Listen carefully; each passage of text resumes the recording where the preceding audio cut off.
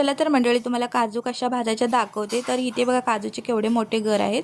जेव्हा ह्या काजू सुकतात ना, म्हणजे ज्याचे जाम होतात ना, तेव्हा हे मशीनमध्ये कटिंग करून आणतात। काही काजू विकल्या जातात आणि काही काजूने ह्या घरच्यांसाठी म्हणजे आमच्यासाठी ठेवल्या जातात।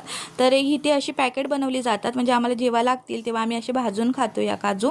तर ह्याही काजू मामाच्या झाडावरच्या आहेत। मामाची 300 झाडं आहेत। आम्ही लहान असताना लावली होती, आता फक्त त्याच्यातली 200च राहिलेत, काही वादळ वाऱ्याने मोडून गेली। आणि मामीने नाही ते तांदळाच्या पिठाचे नाही बोरं बनवलेत।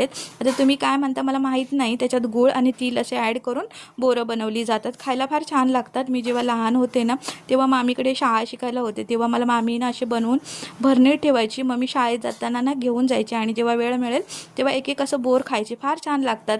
आणि ह्या वर्षी मी माहेरी गेली नव्हती कोकणामध्ये, आणि हे मला मामी सर्व घेऊन आली माझ्या आवडीचे। आणि इथे बघा ही मस्त बोरं आहेत आणि काजूसुद्धा आहेत। असा हा आपल्या कोकणातला मेवा आहे जो मी तुम्हाला दाखवते।